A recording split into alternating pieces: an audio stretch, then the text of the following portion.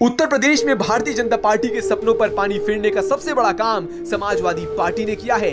Counting अभी चल रही है, फाइनल रिजल्ट आने में अभी भी कई घंटे लगेंगे, पर अभी तक जो स्थिति दिख रही है उससे यही लगता है कि बीजेपी को बहुत बड़ा नुकसान होता दिख रहा है।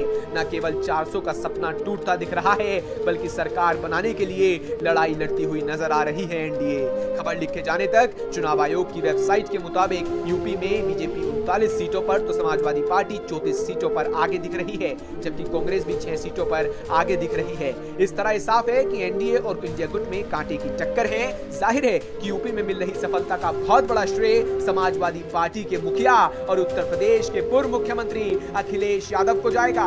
समाजवादी पार्टी ने यूपी में जिस तरह की लड़ाई लड़ी है, उसी का नतीजा है कि कांग्रेस को भी उत्तर प्रदेश में लाभ होता दिख रहा है। अब चलिए आपको बताते हैं कि आखिर ऐसा यूपी में क्या हुआ कि बीजेपी का पूरा खेल बिगड़ गया। दावों की माने तो यूपी में बीजेपी का खेल खराब करने में सबसे बड़ा हाथ किसी का है तो वो बसपा है। आमतौर पर बीएसपी को विपक्ष भाजपा की बी टीम कहकर टारगेट करता रहा और कहानी कुछ और ही चल रही थी। पश्चिम से पूरब तक मायावती ने ऐसे कैंडिडेट खड़े किए जो एनडीए कैंडिडेट को भी नुकसान पहुंचा रहे थे। पश्चिमी यूपी में मेरठ में देवव्रत त्यागी, मुजफ्फरनगर से दारा सिंह प्रजापति, पीलीभीत से बीएसपी का पंजाबी प्रत्याशी आदि बीजेपी को सीधे नुकसान पहुंचा रहे थे।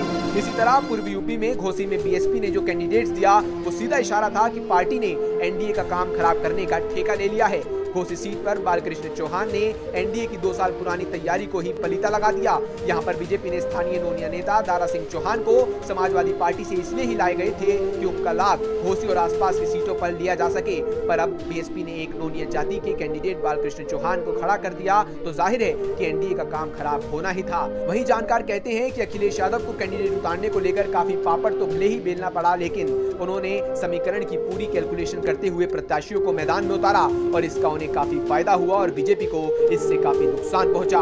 वहीं कुछ लोग तो यहां तक दावा कर रहे हैं कि राजपूतों की नाराजगी की वजह से ही बीजेपी को काफी नुकसान उठाना पड़ा, और खासकर उन अफवाहों से जिसमें ये कहा जाता था कि चुनाव के बाद सीएम योगी को मुख्यमंत्री पद से हटा दिया जाएगा। वहीं एक दावा तो ये भी किया जा रहा है कि यूपी में सरकारी नौकरी और पेपर लीक मामले में बीजेपी को काफी नुकसान पहुंचाया और युवा पीढ़ी के मन में इसको लेकर काफी गुस्सा था। शायद ये भी एक वजह थी कि यूपी में बीजेपी को तगड़ा झटका लगा और पार्टी की इतनी बुरी हालत हुई। ब्यूरो रिपोर्ट तक।